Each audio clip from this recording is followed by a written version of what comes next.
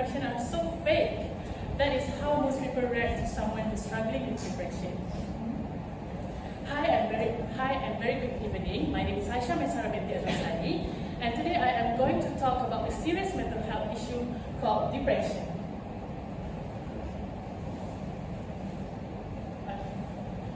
Depression is one of the reasons why suicide cases are increasing. Before we start, let me explain briefly about table of content for today's presentation.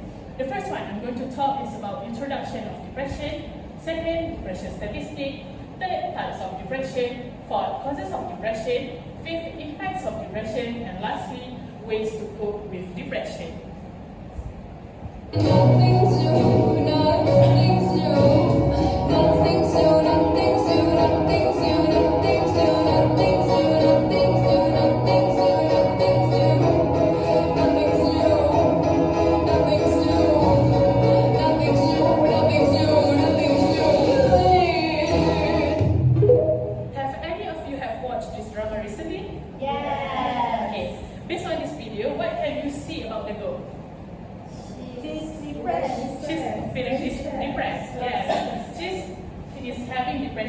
But do you know what depression really is? No. Let me explain to you guys. Basically, depression is a mood disorder that causes a persistent feeling of sadness and loss of interest in things and activity you once enjoyed. It can also cause difficulty with thinking, memory, eating, and sleeping. Let me give you an example.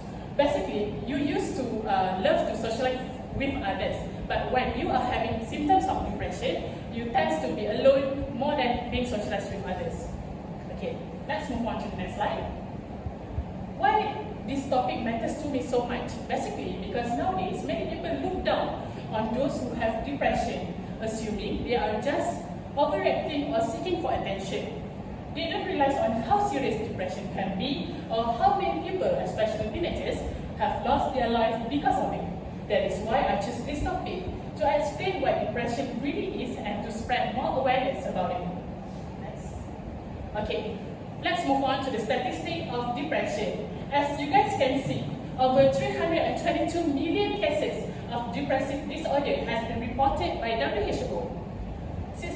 9% of 322 million cases of depressive disorder happen in African region, 16% happen in Eastern Mediterranean region, 12% happen in European region, 15% happen in region of the Americas, Southeast Asia, 27% happen in Southeast Asia region, and lastly, another 21% happen in Western Pacific region. Okay, this statistic not only proves that many cases has happened, but it also proves to us that depression is not only happening in our country, but it's also happening in all around the world. So 27% happen in our region, the highest among all the other regions. Let's move on to the next slide. Okay, let's look up for types of depression. There is 6 types of depression that I list down to you guys. The first one is major depressive disorder, or we call it as MDD. MDD is a severe form of depression causing persistent sadness, loss of interest, and difficulty with daily activities. Second, seasonal affective disorder, or SAD. SAD is a type of depression that occurs during certain seasons, usually in winter when there is less sunlight. So basically, seasonal affective disorder happens when a person just having depression only for a certain period, such as when there is winter. Because winter, we got less sunlight. Okay, third one is persistent depressive disorder, or PDD.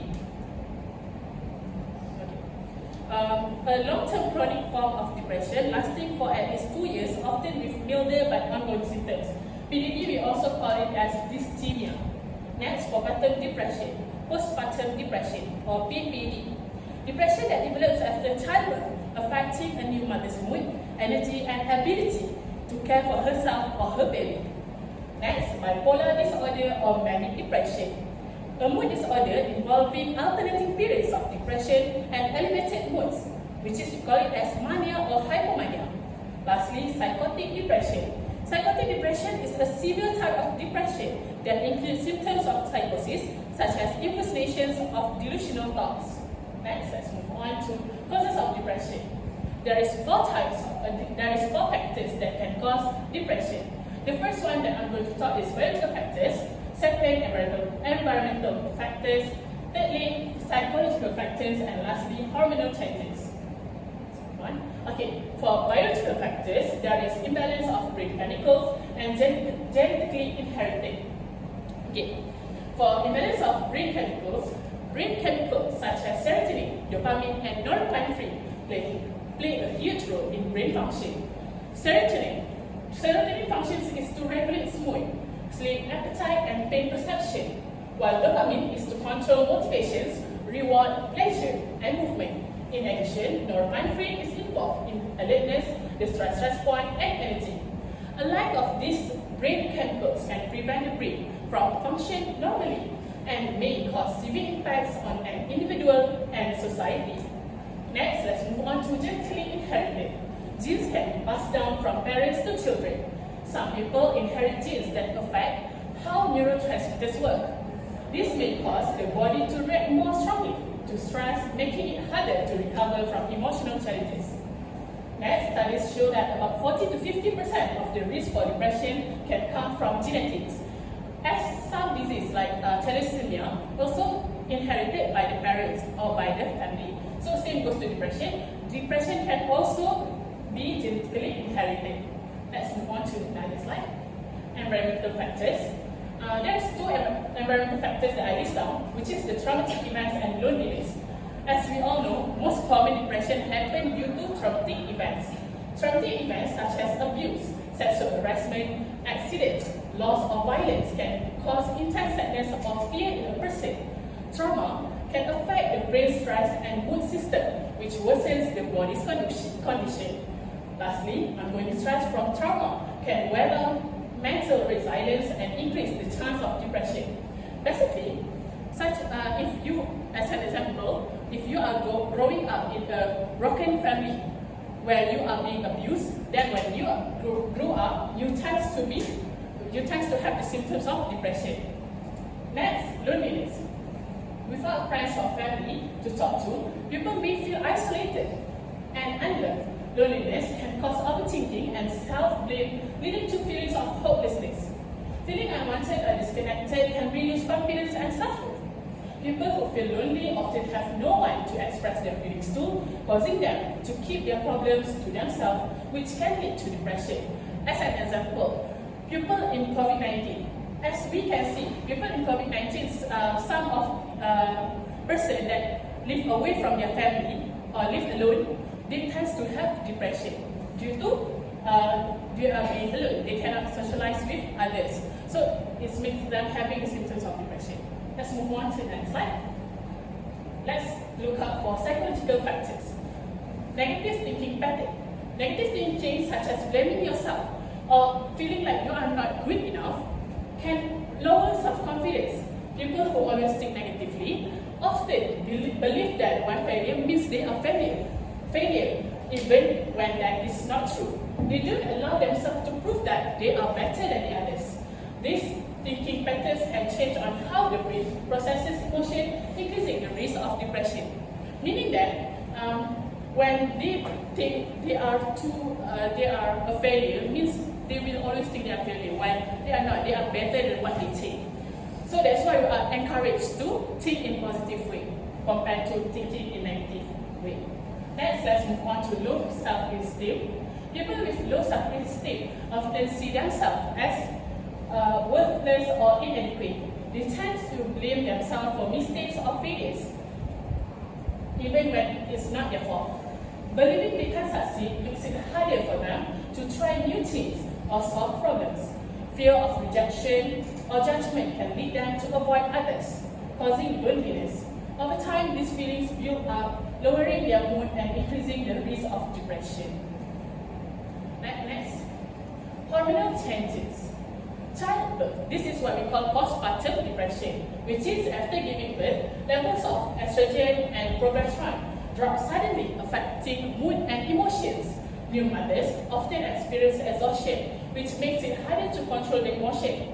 Adjusting to the new responsibilities of caring for a newborn can feel overwhelming. A lack of mental and physical support from others can increase the risk of depression in new mothers. Basically, new mothers tend to have depression because they need to change their responsibilities taking care of the newborn. And especially when they have no one to support them, they don't have husbands or they don't have family to encourage them or giving them support. So it's linked to postpartum depression. Next, thyroid problems. So thyroid problems can cause depression because the thyroid gland controls hormones that regulate mood, energy, and metabolism. When the thyroid is underactive and doesn't produce enough hormones, it can lead to tiredness, sadness, and loss of interest. Low thyroid hormone levels can also affect brain chemistry, slowing down mood regulation. Constant fatigue and weakness can further reduce motivation and emotional well-being, increasing the risk of depression. Okay, let's move on to impacts of depression. There is 4 impacts of depression that I am going to talk about. The first one is emotional impact. Second one is physical impacts. Third one is social impacts, and lastly, serious consequences. Okay. Emotional impacts. Depression impacts a person by causing deep sadness, emptiness, or hopelessness. They lost interest in activities they once enjoyed and have difficulty concentrating or making decisions. They may also feel lonely and believe they are all alone. Okay, this is one of the main impacts that happening to someone that are having depression. Okay, next let's move on to the next slide. Physical impacts. People with depression often feel tired and lack of energy, even after resting. Their sleep patterns may change, leading to insomnia or oversleeping. Appetite and weight can also be affected, resulting in eating too much or too little. Depression may also slow down movement or speech, weaken the immune system, and cause hormonal imbalances that affect overall health. Basically, they are feeling this way because they are feeling too stressed or tension. This leads to feel tired, lack energy, and even after resting too much, they still feel tired. And when it's come to night, they might cannot sleep or oversleeping. That's the 2 main physical impacts of depression. Next, let's move on to social impacts. People who are experiencing depression tend to isolate themselves due to their unstable mental condition. They withdraw from family and friends, avoiding social interactions. They often struggle to communicate, which leads to misunderstanding. Their relationship with others may weaken because of mood changes or lack of energy. Okay, for social impacts, like I said before, when you used to socialize with others, but you experience something traumatic and makes you having a traumatic and makes you having depression. So you tend to be alone. This is one of the main impacts of depression. You are not socialized with others, and you will feel lonely. You keep yourself in the room, and you didn't go out, do work, or go to study. Okay, let's move on to serious consequences. People with depression might experience serious consequences, such as increased risk of substance abuse, self-harm, suicidal thoughts, and a decline in overall quality of life. These things can happen when they do not receive the moral support they need. Many suicide cases occur as a result of depression.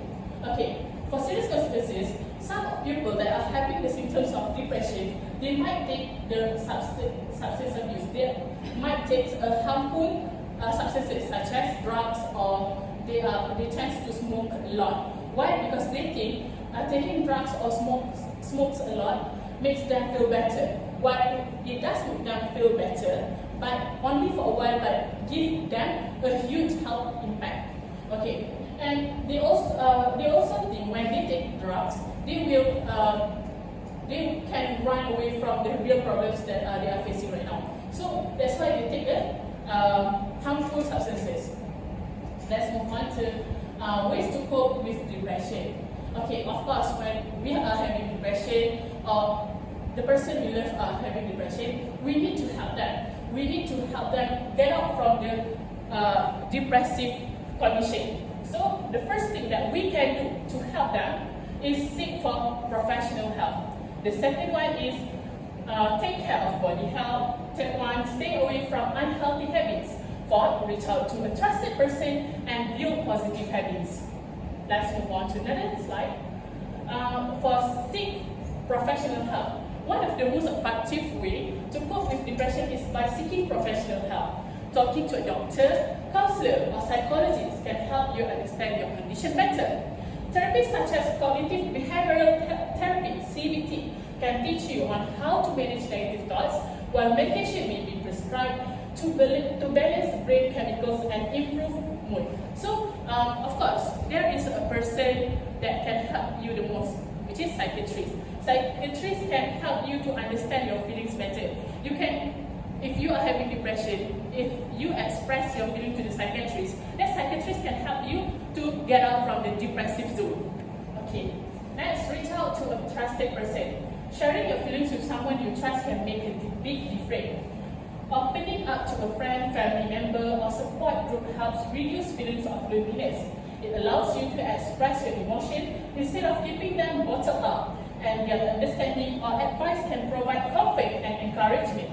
Basically, when you reach out to a trusted person, such as you trust your mother the most, then you express what you are facing, what problem you are facing right now. So you tell your mother, you explain to your mother what are you feeling right now. So by expressing your feeling, you can reduce the symptoms of depression. Next, let's move on to build positive habits. Creating small positive routines can help you regain motivation and purpose. Start with simple goals such as taking a short walk or spending time on a hobby.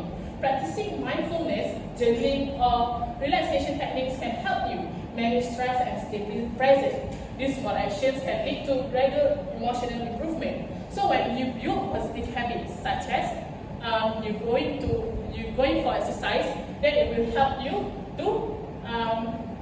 to release your stress levels. Okay. Next, take care of body health. Physical health has a strong connection to mental health. Regular exercise helps release endorphins, the body's natural mood boosters. Eating a balanced diet and getting enough rest can also help improve your energy and focus. Taking care of your body supports your mind in recovering from depression. Okay, so basically when you take care of body health, then your mental will be more stable compared to before. Okay, lastly, stay away from unhealthy habits. When dealing with depression, it's important to stay away from unhealthy habits like substance abuse, self-harm, or isolating yourself. This behavior may seem to provide temporary relief, but often make depression worse in the long run. Instead, focus on healthy coping methods like talking to others, exercising, or engaging in relaxing activities. So when you are staying away from unhealthy habits, such what I said before, such as taking drugs, so your body will be more healthy and your mental condition will be better. Okay, next let's move on to, this is the references that I put, this is the link that I used to as my references while making this slide. Okay. Remember to take the first step, reach out, speak out, and never underestimate the power of support. I think that's all from me. Thank you so much for listening and focusing during my presentation.